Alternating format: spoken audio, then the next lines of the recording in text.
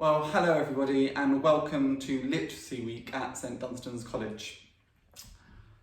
I wonder how much of your reading today has happened on a screen as opposed to from a physical piece of paper. Now, given the fact that this is our final week of remote teaching and learning, I wouldn't be surprised if the majority or even if the totality of every word you've been reading today, over the weekend, throughout the past weeks, has been on screens, be that reading a worksheet from a teacher, a message from your tutor on Microsoft Teams, or a text from a friend over Instagram or Snapchat. Now, you might assume that this leads to a new debate we're having about literacy, one that we're suddenly starting to think about since the start of those national lockdowns and lots of schools having to teach remotely. However, nearly 10 years ago now, I remember watching a clip on YouTube where a 1-year-old is videoed playing on her iPad, swiping her fingers effortlessly across the screen to cycle through content. And this 1-year-old girl, fascinatingly able to move through the iPad screens, is then given, iPad's taken away, and is then given some magazines for the first time. And it's hilarious to watch as in vain she attempts to move the writing on the page of the magazine along with her fingers, to pinch, to swipe, to prod, to use 2 fingers to try and scroll the text up or down as she would on an iPad, basically assuming that the physical paper, pages in front of her, worked the same way as a screen, and that's how she'd always encountered words and literacy up until that point. That was 10 years ago that I remember watching that. Which raises an ongoing and important question for literacy. Namely, how does technology change the way in which we read? Or even the way that literacy develops in our brains? Or to put it another way, how does what I call the reading brain change in an age of on-screen communication?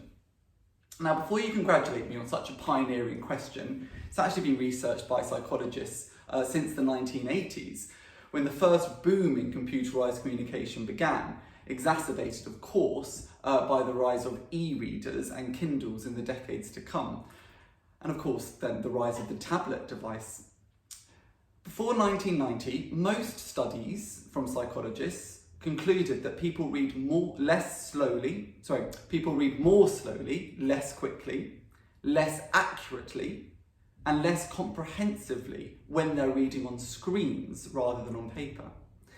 But since the 1990s, there's been a more mixed bag from psychological data, although preferences from higher level students who are at A-level or at undergraduate or graduate level studying at university indicate a strong inclination for paper-based reading when dealing with intensive or complex materials that you need to understand or learn.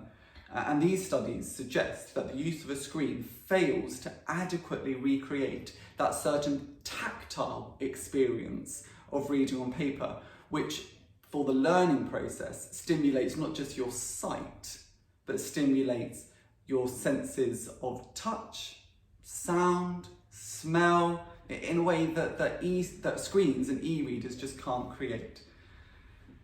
Now, there's also some fascinating psychology out there about how when you're reading on a screen, it's so much more difficult to visualize where you are within a text, where you are within a story, or where your imagination is on what part of the journey and it should be.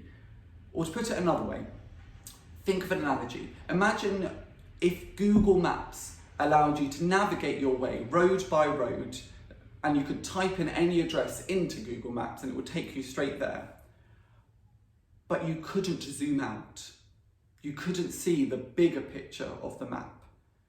You couldn't see a whole area or a city or a country.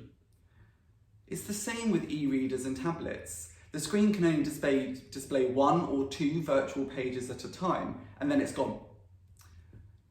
So instead of going for a hike along a trail yourself, the scenery just moves past you far too quickly with no sense of what's come before or what's going ahead, or certainly far more challenging to do that.